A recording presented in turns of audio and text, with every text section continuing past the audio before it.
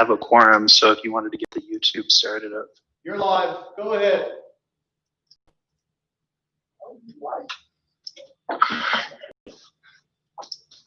Go ahead, Eric. All right, so we can call this meeting to order. Just like last time, since we are in separate areas, Kathy's going to, whenever we vote on anything, Kathy will call on each of us for the vote. So the first thing we've got is the approval of the agenda.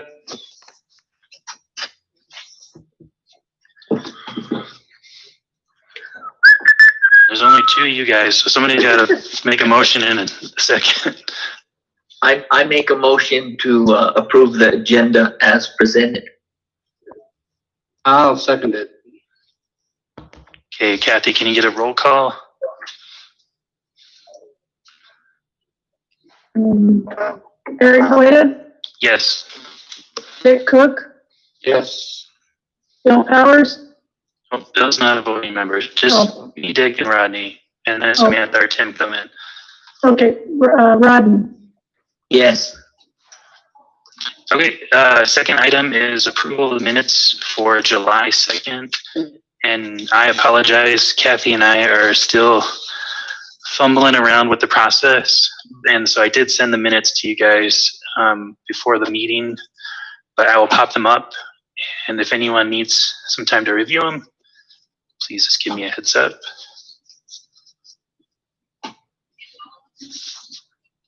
Oh, I just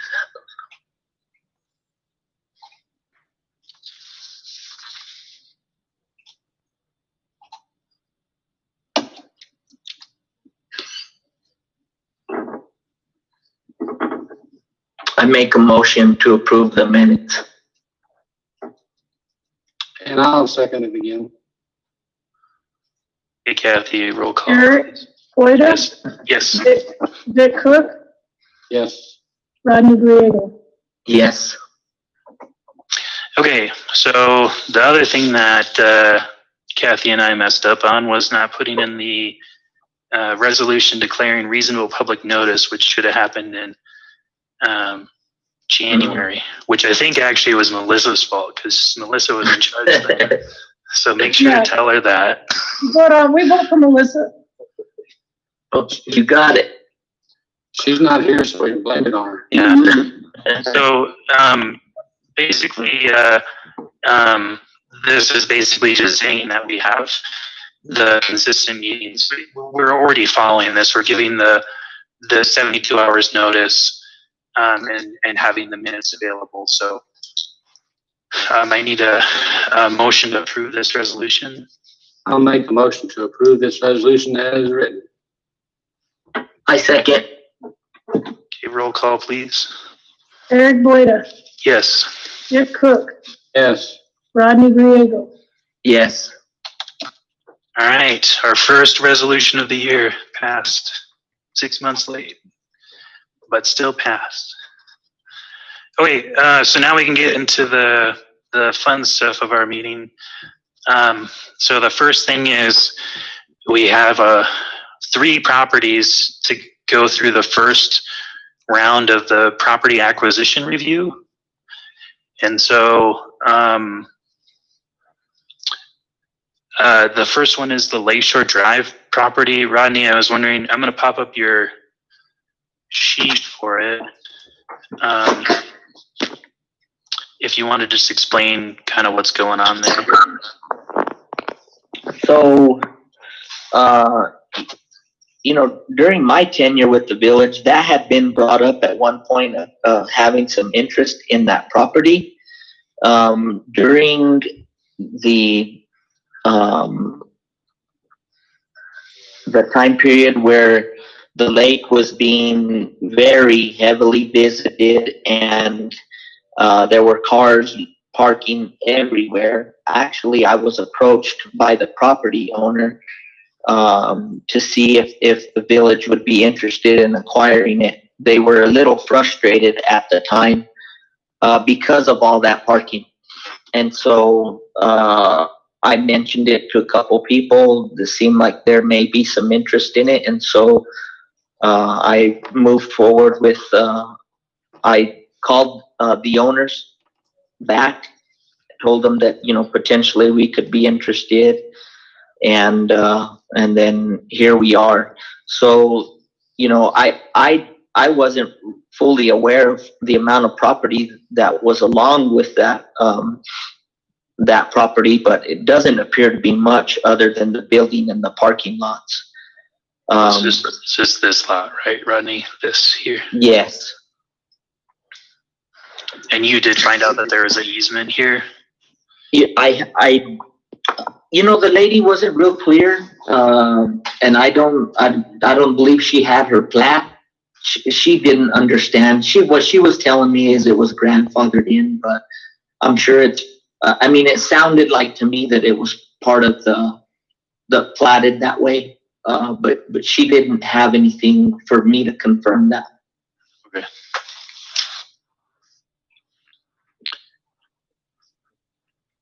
So I don't think that this group isn't really meant to really approve or any type of acquisition or anything. I just think that this group is just meant to say that we don't have, or that we've addressed the significant issues that might come with it, or liabilities that might come, so that the government Right. body is aware of it. So I went and walked the property, and Dick, I'm assuming you did too. Yes. Did you want to just talk about your thoughts? The property is a fairly flat piece of ground, and they've kept it pretty well manicured as far as trimming the trees and those kind of things. So it's actually in fairly good shape as far as the forestry end of it goes. I didn't see any real gullies or anything like that on the property when I walked it. And so from a resource standpoint, I don't see any problem with it. I was just kind of wondering what we were going to do with it. It's on the kind of across the lake from everything else that's going on. So I don't know. That'd be up for the powers to be to decide. Eric, Yes. Susan, hey, from that property, can you get to Alcatol Lake without having to walk around to the front of it? Could that be No. a parking? So what? Yep, jump the ditch. So one of the things that Rodney and I have visited about is there's people that are in Alto that tear down our riprap armament to the dam and build footbridges across the creek. And so we've even talked before, because so if you look at this ownership map, we actually do own the shoreline along there.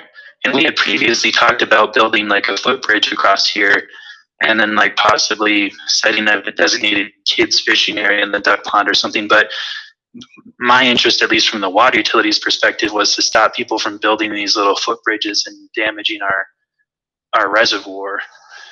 It's really hard to keep tabs on that, because as soon as you take it out, they build it back the next day.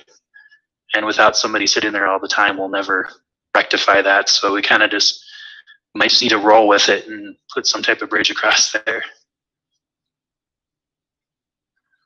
Okay, thanks.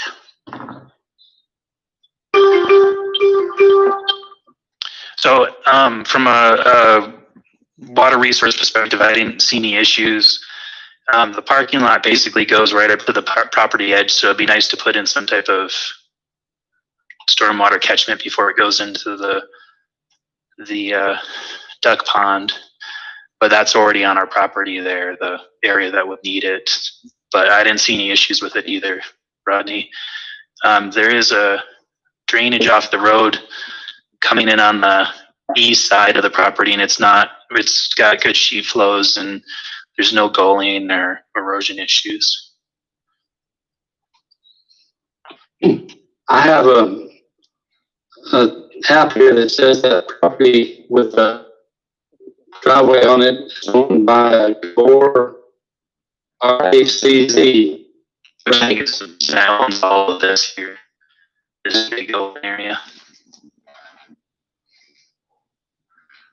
So, and that's kind of, I have sent out a certified mail because I only had their address and just was gonna kind of gauge if those people would be interested in selling any of their lots as well. Because just like Eric mentioned, the foot traffic that's coming across from the country club or from Alto is actually on their lots as well. But anyways, that would be a future review if they're even interested. But Susan, and I'm sure we would talk about this in the future, but again, kind of as Eric mentioned, we talked about, other uses of that duck pond. I've already had visited with the Game and Fish about maybe making that a kid's pond, and they would be definitely interested in doing that. I think it would be a nice added use, but without this other property, I think it makes it really difficult because the south side and the east side of that pond really don't have any banks really to be fishing off of. Whereas that piece of property, well, and we own the banks along that property, but that would give us access through that building. Thanks, Rodney. I understand. Okay. So I think, Dick, since we kind of created this, do we want to make a motion that we don't have any substantial issues with the property acquisition or proposed property acquisition? Yeah, it's come to form a motion because I'd make a motion that we found no resource issue that would prevent us from making a negative recommendation. Okay. Can I get a second from you, Rodney? Oh, I second. Sorry. Kathy, can you give us a roll Eric, call? Eric Yes. Boyda, yes. Dick Cook, Yes. Rodney Griego. Yes. Okay, so the next property on your list is Willard Lots. So this one there's 5 different lots, roughly about 20 acres that is directly east of the Parks and Recreation office. I don't know why people keep approaching me about buying their property, but we've spoken with Barbara Willard over the years about acquiring the property. She's actually had a phone call from the planner who we've hired for the Grindstone Master Plan, and she is interested in number one. She kind of is interested in preserving or conserving the area, and she felt like the village would be a good candidate for that. She really doesn't want to see it, developed like for a bunch of home sites, and so that's why she's really interested in the village purchasing it. I'm not sure that we could ever be on the same page as what she wants financially, but I think there is, because she is interested in the conservation of it, I think there are some possibilities to be able to work with her. As far as Parks and Recreation uses, there's a lot of uses. It's a really nice creekside areas with a couple of ponds and waterfalls and just green space where we could add some trails. Who knows? There's a lot of potential for campground, RV space, just a park, just open space, an outdoor classroom.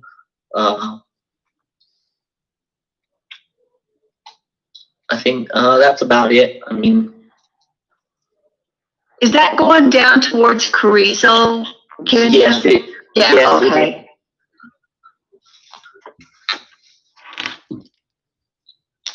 So I finally actually was able to walk the property today. I took some photos. Can show you guys. I would think the property is really cool. I don't think there's a lot that can happen with it, honestly. yeah. But from a conservation perspective and like a hiking opportunity, I just thought it was a really cool property that gives you, like, it actually gives you an indication of why it's called Grindstone Canyon. Because you can actually get down into some of the bedrock formations where there's little waterfalls and the creek area. There's some pretty substantial wetland areas. Let's see. I think I got some pictures of I think there's 3 waterfalls on the property, which are pretty cool. This is, I think, the lowest one that I found. Eric, there are fish in Carrizo Canyon. Are there any fish? Just a fishery or not? Do you know yet? I'd have to look at the culvert crossing over Carrizo, the road there. But I think that, we should probably even look at getting the downstream one, because there's the next owner's lot that's undeveloped, and that actually has a pretty good substantial portion of the creek, and it could be something that could possibly be developed into a fishing area. But you can see the creek really isn't that disconnected from the floodplain, so there could be some pretty easy habitat modifications. There's some really cool big oaks down there. I mean, relatively big oaks. Some more wetland areas. Lots of trash, though.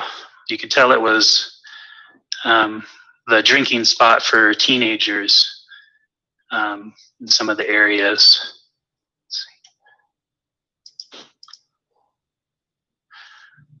There's a trash can full of bottles here, but there's cool, tall cliff sides, but there is lots of garbage. And my comments aren't on this copy. I thought I sent them to everybody, but maybe I didn't. And I just resubmitted that. It should be in your email. You send the right. Anyway, I had to send it again. there's quite a bit of thinning that needs to be done on that area. The area just below there was done about 6 or 7 years ago, but Barbara never did her property. And so it's there's not much access to it except along that road or across other private land. So it'd be kind of a problem to get it thinned to spec and get the material out of that area. So that would kind of be something to really look at if we were going to acquire it. Maybe we could negotiate that $25,000, $30,000 is going to take to thin it in the price. Yeah, because this part was pretty accessible, but yeah, this part is going to be pretty tough because there's two roads, one coming this way and then it winds off, and there is one that follows all the way down.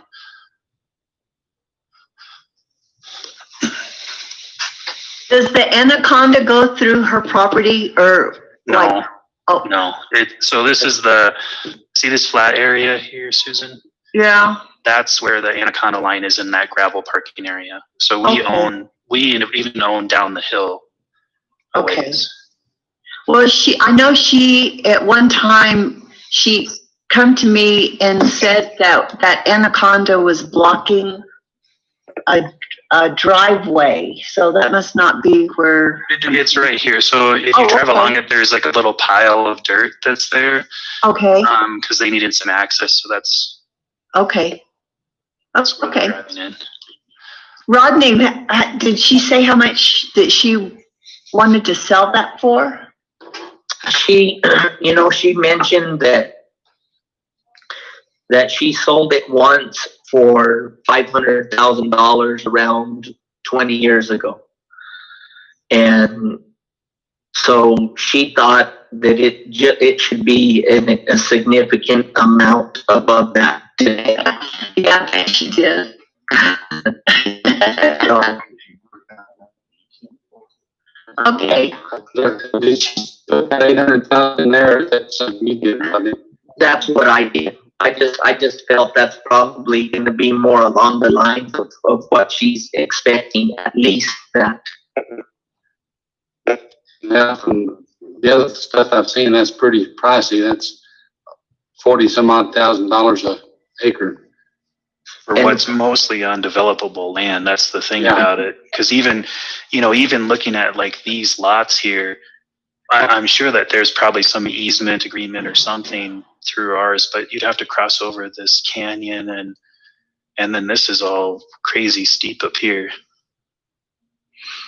And that's, like I mentioned, the conversations that I've had with her over the years, that's why we never proceeded, because she just was, it was just, something that I don't think that would be a possibility. She just approached me roughly about, 3-4 weeks ago when she heard that I was retiring. So what, she think you're easy because you retired? I don't know. easy, Rodney. Maybe she thinks Eric will be harder to deal with. I'm not sure. We're gonna stick Eric on her. But I mean, she's, I think she's torn a little bit. She has a high value of it, but she also would hate to see it get into someone's hand who can develop it. And she's told me that every time she's spoken with me. But again, that's just my feeling and what she would want. But I think might be a way to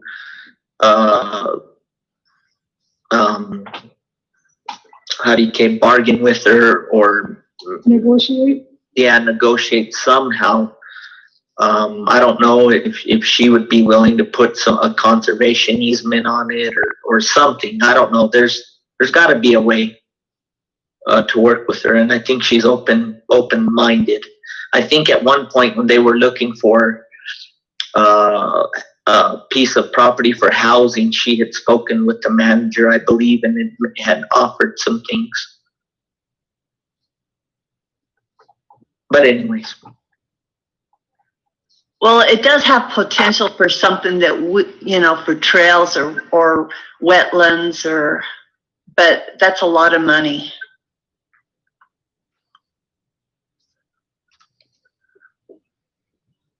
Eric's department is loaded. No, not I think it's I can kind of see it being a little bit of a liability from a forestry perspective, but from a kind of water resource educational perspective, I think it has a pretty cool opportunity to have a kind of a creekside trail system and being able to see this stream, relatively intact stream, and we can do some minor modifications to improve its quality.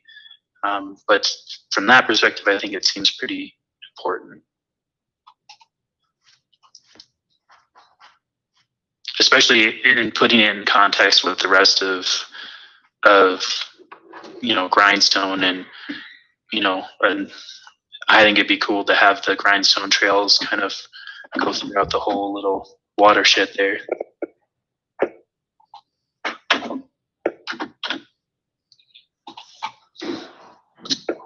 So I don't know if I can make a motion, Eric. Does it matter if I presented the property acquisition? I think it's fine. Does anyone else know Robert's rules better than anyone else? I would think that Rodney could do that. Yeah. I forgot what the last motion was. I mean, I realize that there's some cost associated with the foresting, but I don't believe it's, how does I don't know the right wording. Do you want Kathy to read the last motion for you? Yeah, It was just no substantial problems. and I think that, well, I mean, money. I would like to make a motion that the Watershed Committee does not foresee any substantial problems with the acquiring of these lots. I guess before we vote on this motion, are we supposed to say anything about the cost or any of that kind of stuff, or is that for somebody else to consider and negotiate? The checklist is we are developing all the components so that the governing body can make a meaningful decision about its acquisition. So from our perspective, I think we're just talking about it for its uses, not necessarily its expense.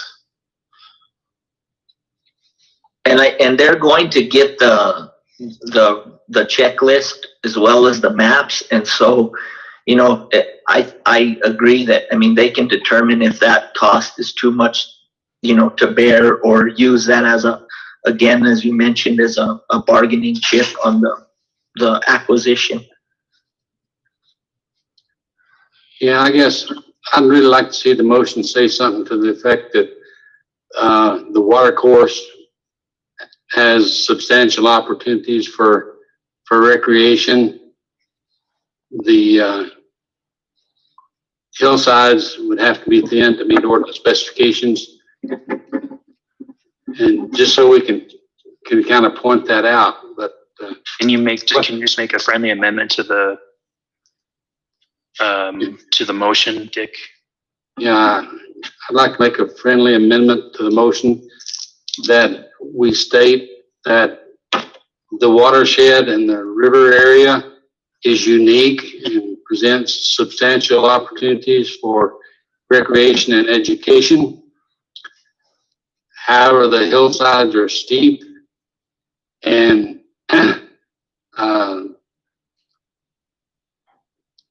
contain high density of vegetation and would have to be brought into compliance as an additional cost to the purchase. Did you get that, Kathy? I'm working on it.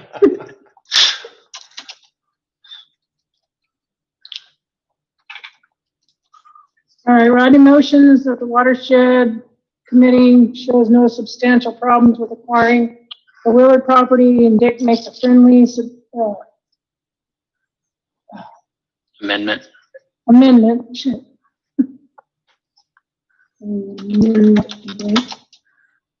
That it would be substantial for recreation and water conservation, but the hillsides are steep and containing high density vegetation, and it would have to be brought into compliance with ordinance. Is that good? Did I get it all? That's close enough. Hey, Ron, since you've got lots of government experience, with that amendment, can we just vote on that one amendment, or do we have to vote on the amendment and then vote on the main motion? I would probably go ahead and just, I think you could just do one, adding the amendment to it. Okay, and well, it's not like we're not actually making a financial decision or anything here. Go with one motion and include the amendment in it. Okay, so I guess if we can get a second to our base motion and the amendment. Who said it? Since there's only three of us, you'll have to do that, Eric. Wait, I second it. All right. So we're just doing one motion for the watershed, no substantial problems, and the friendly amendment. Eric Gueda, Yes. Dick Cook, Yes. Rodney Griego. Yes. Okay. Maybe I should read up on Robert's rules a little bit more. This is the first time that we've had any substantial voting, though. Okay, the next item is the Edelweiss Lot 10. And this is just a real minor property. So if you guys remember, we acquired a substantial portion of the Edelweiss subdivision and the adjacent lot when we purchased it from the Analas. There's two vacant lots on the Edelweiss that are undeveloped still. And so lot number 10, a lot that came up for sale a couple of years ago, and I reached out to the owner in Lubbock, and she was interested in selling it. And so I had gone ahead and already gotten our appraisal. So this appraised value is what we would offer for it. And the reason that I'm looking to acquire it is just to maintain as much property in Eagle Creek as we can for water resource protection and development. So we're only talking about that lot 10, not lot 1? Yeah, right now, just the lot 10. This one here.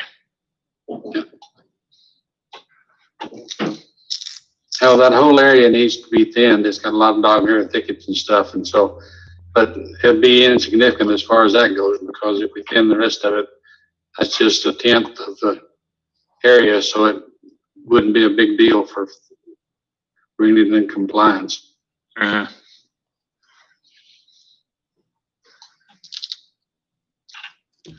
The wild horses like to use it. Yeah. And I'm sure that the people who own the houses around that area would appreciate not having a neighbor. I think that's a great idea. Okay, Eric, do we own, which ones of those lots do we own? The shaded green ones. Okay, We own this property here. Right. On the north side, and then all of these lots except for one. right. And then, And then those houses are back behind it, right? yeah, and then we own the hillside on the other side of the creek, the super steep area. Okay. And I've been trying to reach out to this person, but he hasn't responded yet. He lives in Virginia.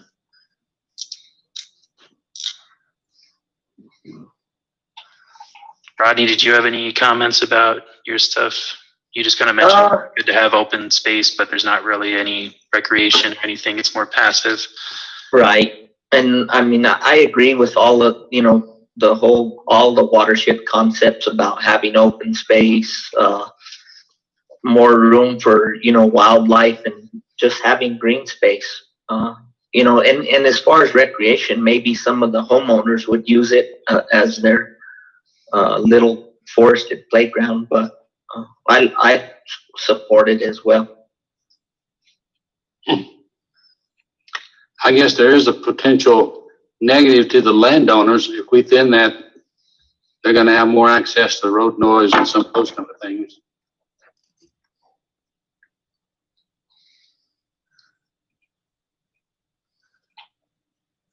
So I don't know whether that'll be a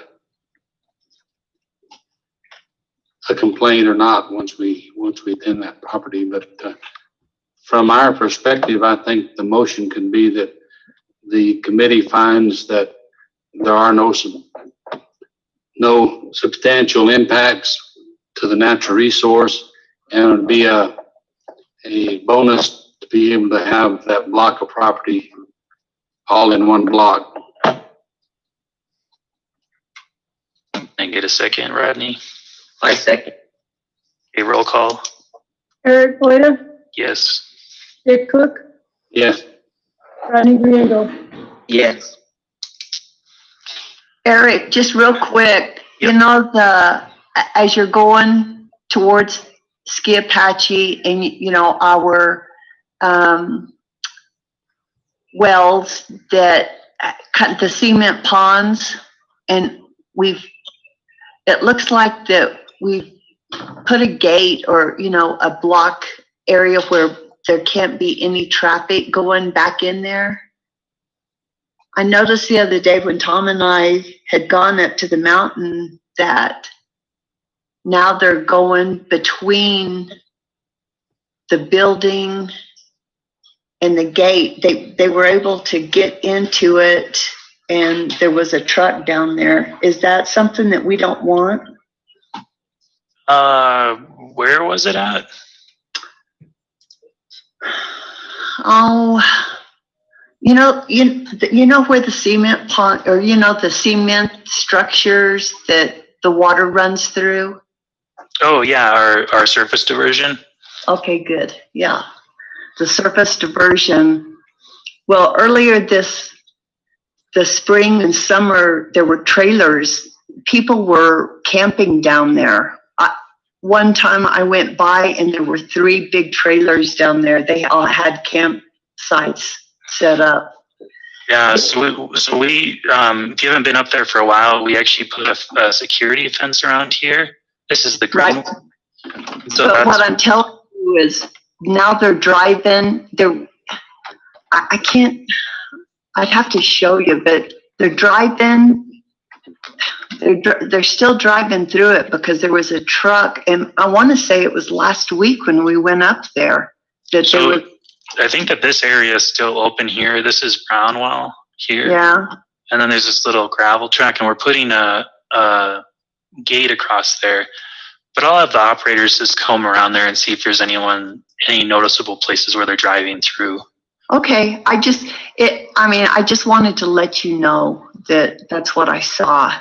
And We I did have- noticed We did that have it was blocked off. squatters. We had squatters up here for a while on our property. But yeah, I'll have the operators take a look at it. Okay. Thank you.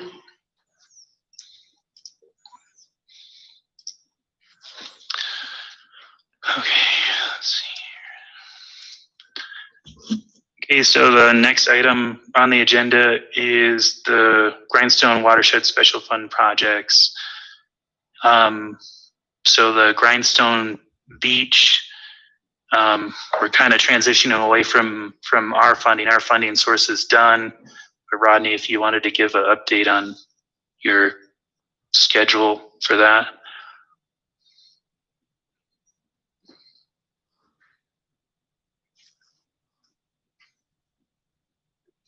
Maybe. I forgot I put myself on mute. So I did receive the specs and the quantities for the excavation and the new materials. I am finalizing or trying to finalize the budget for the cost of the materials. We did have that in place from last year's revenue from the WIBIT for park improvements. But I requested a portion of that to add one of the docks earlier in the year. Year to date for the parking operations, we've brought in roughly about $160,000. Of course, that doesn't take into account any of the expenses for personnel. But I'll have to get approval to authorize roughly, I think there's about a $27,000 balance from last year's revenue. So I'm estimating that the cost of the materials will be around $60,000.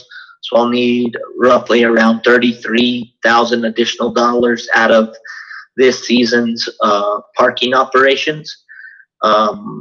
Once I get a better idea of the cost, I will put together a formal request to the governing body. Sometime next week, I'm going to put together a meeting with all of the departments to start putting together a project schedule for the construction portion. Jonathan Pena, who's with Groundwork Studios, has given me a rough estimate for the supervision of his for his services to supervise village crews performing the work. And let me see if I have that handy.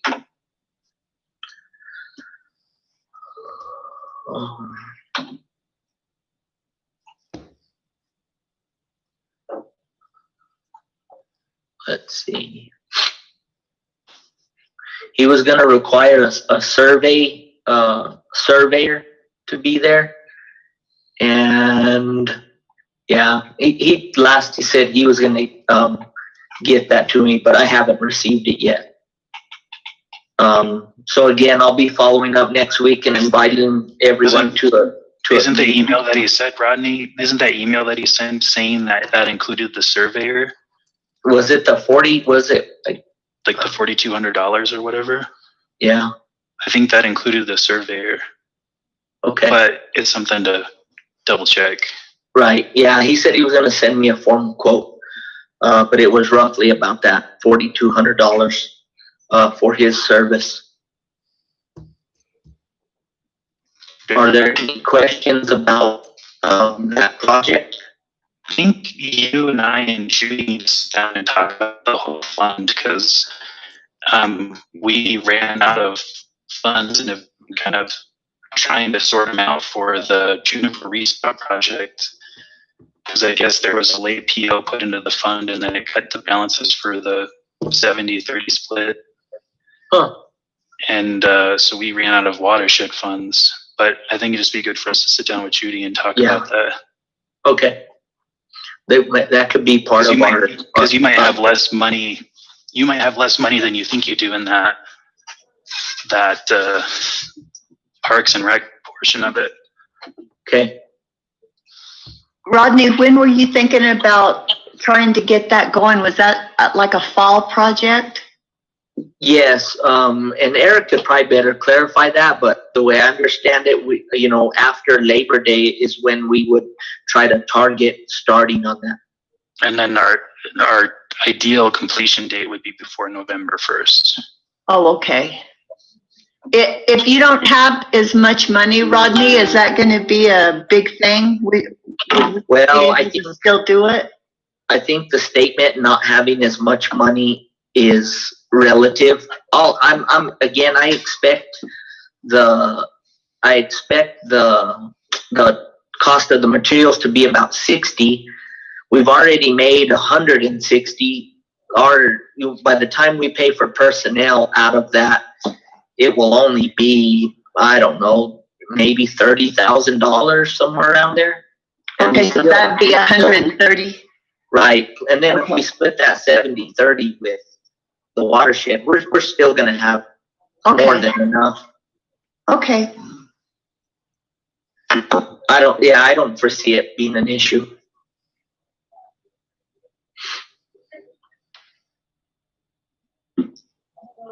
Are there any other questions? No. And that fence is the fence, that's the next item, that's just gonna be done at any time once you figure that out. Oh, I'm sorry. Yeah, so I did present the fence during the workshop, and some other options were brought up for me to look into, and so I had a site visit with Ryan Roper today.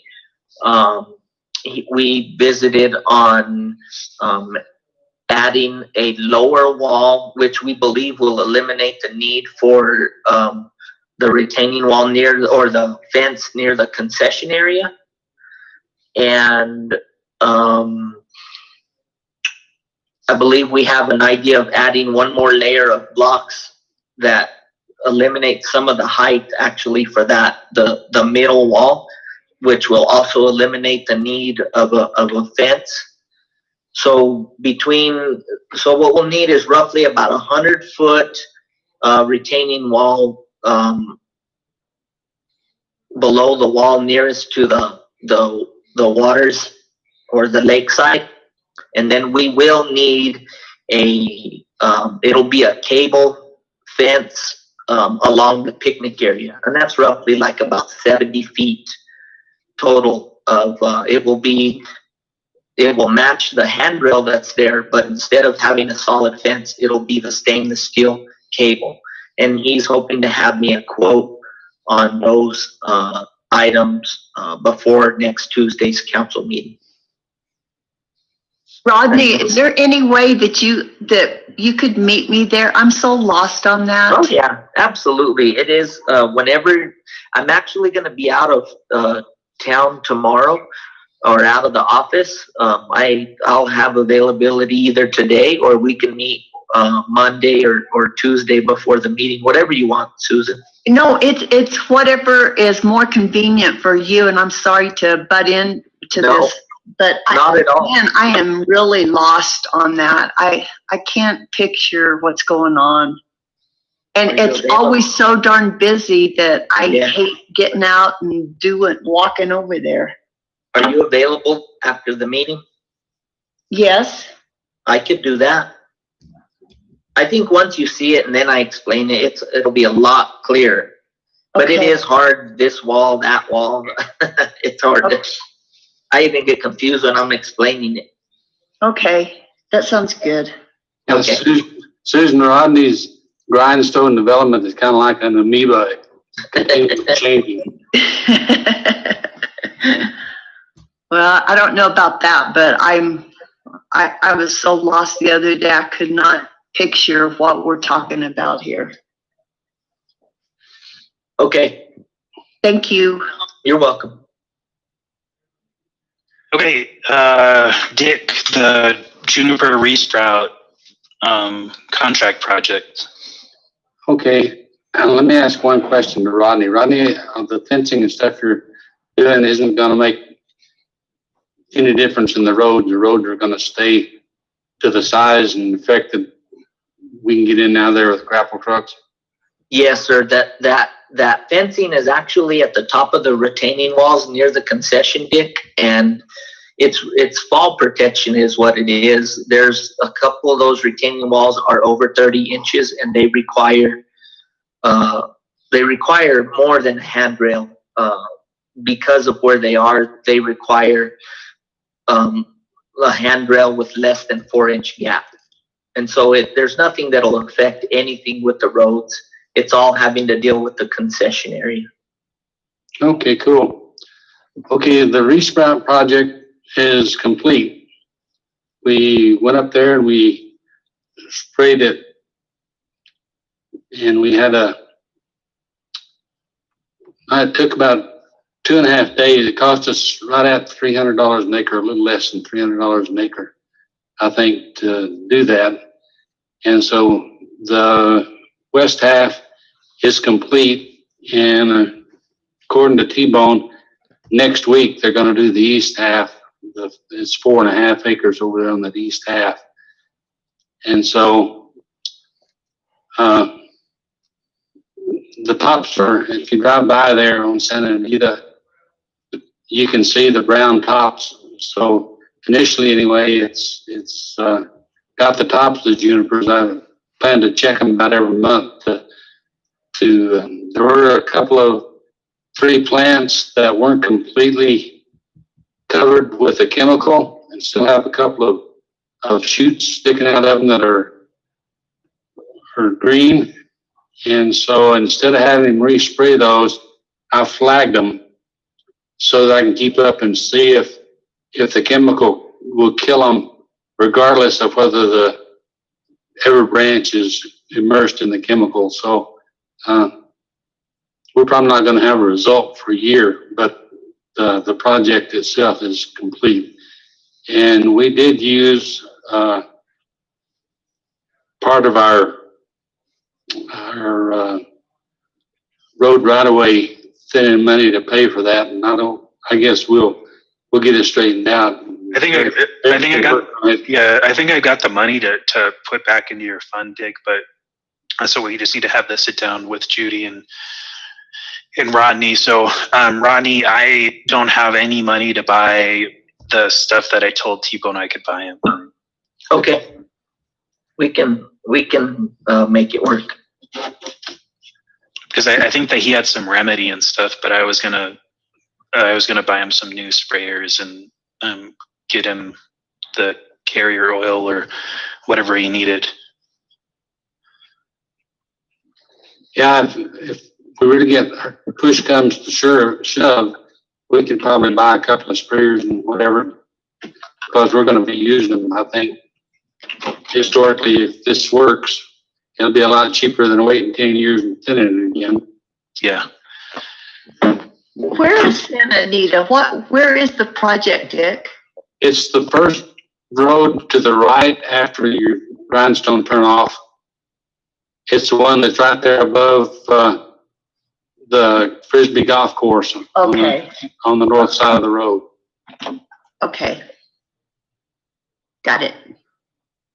Thank you.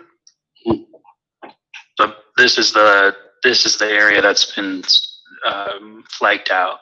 This hillside. Here's Grindstone Reservoir. Okay, thank you.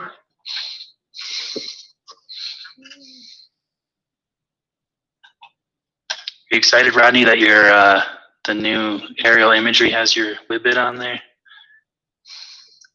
It does? Yeah. Wow. Nice. Look at that. Eric, when was this overflight taken? Ashley, how do I do that? I don't know. Sometimes they have copyright information in the layout, so you can, or if you click on world imagery, see properties.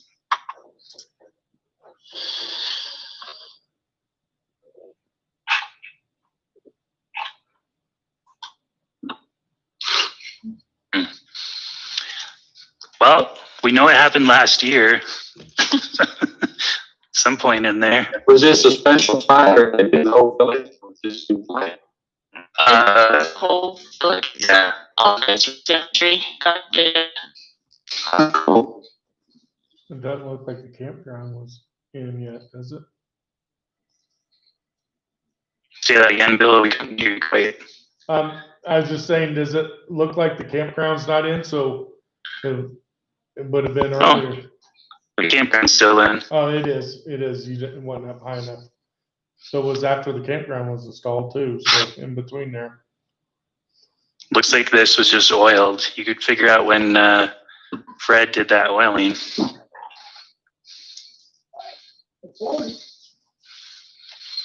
It doesn't really make any difference, I guess. It's newer than the last slide we had. Yeah, yeah. It's nice seeing the reservoir not be empty. Okay, our last thing is just a project round robin. If anyone had any updates about their various watershed related projects. Dick, did you want to start with? Yeah, we've actually completed all the projects except for the 25-acre thinning project north of Ski Run Road, and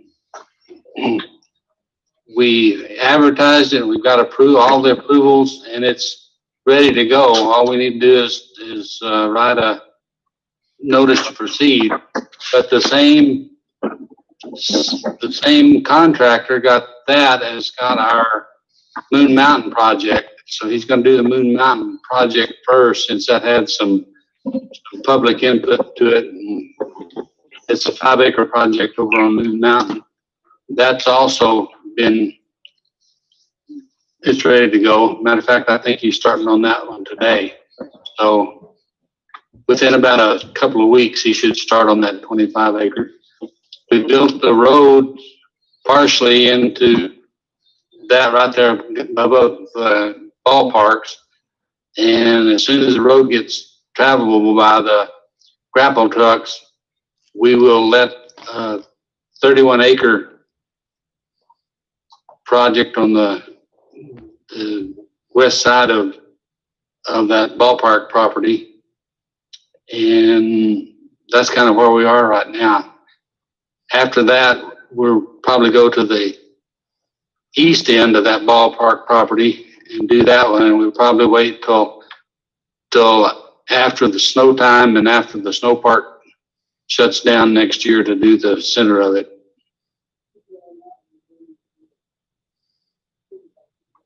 So that's about all I got for those.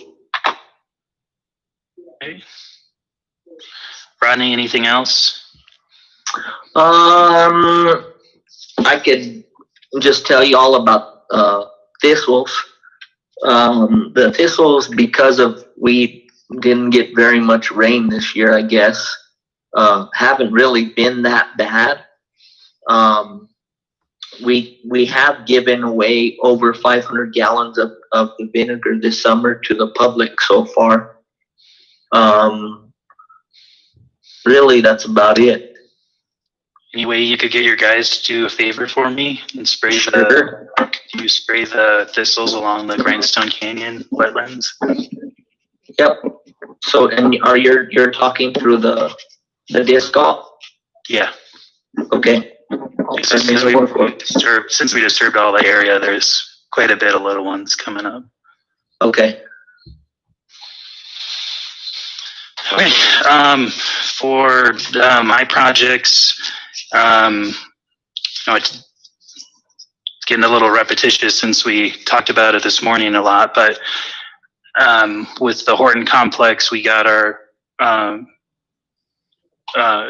geotech results for the soil borings, and the soil is not going to be able to retain or absorb as much moisture as we thought.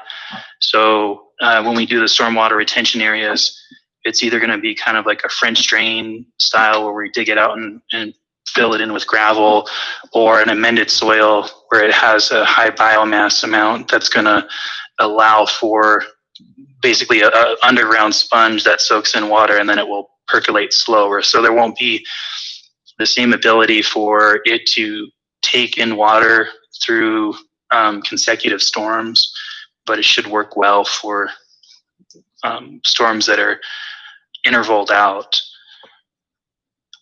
And then I've been trying to get a hold of Chris to talk about the Eagle Bridge retention pond and park and habitat restoration, but we've both been having a hard time, and we've been playing phone tag for the last week. So I'm hoping that we can talk about it here this afternoon.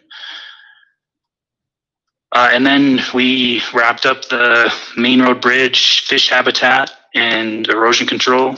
So if you guys wanted to stop out there and take a look at it, we had Ryan redo the fish habitat, so I think it does look a little bit better. But yeah, just take a look down there and give me your comments about it.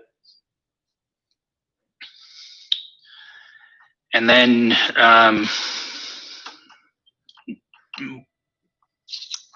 Dick, did you have any kind of general comments about our meeting that we had today with the Forest Service on that Joint Chiefs grant? Yeah, the Forest Service is trying to put together and it's a fairly large area, a project proposal that will be approved by 2 chiefs in Washington.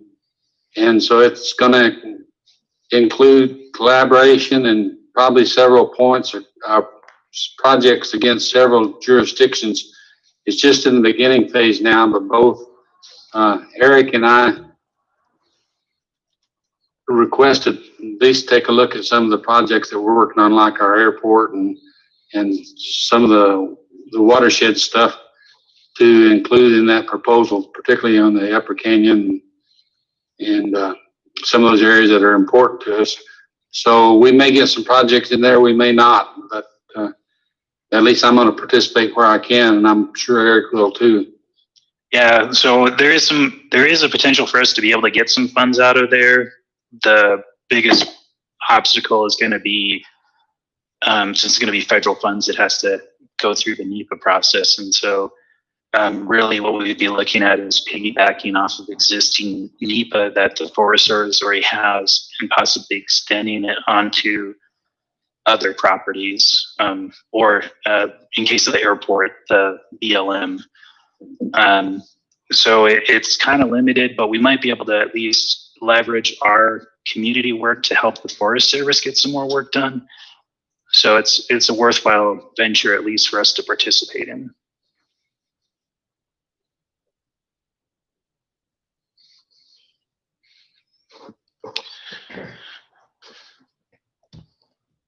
So other than that, does anyone else have any of the other people that have joined us today have any other projects or things they want to discuss?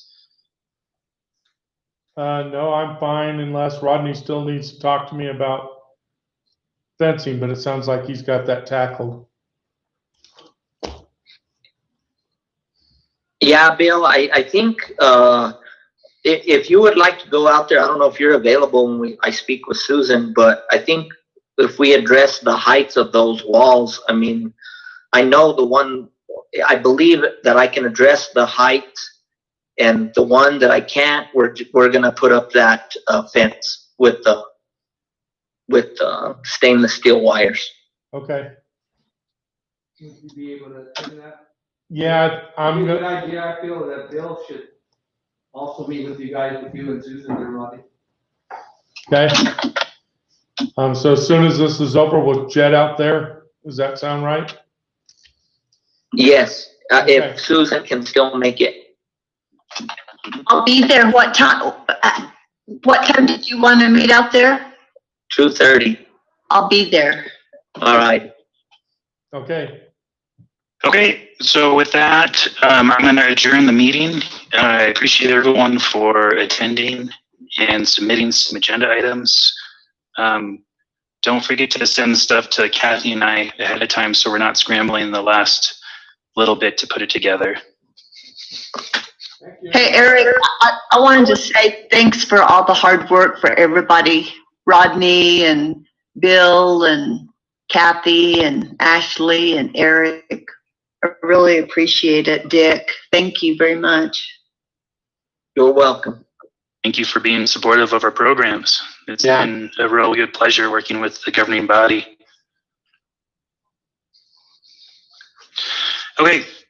Hey, Rodney, I think I'm going to join you guys at 2:30 because I want to get some good before pictures of the beach.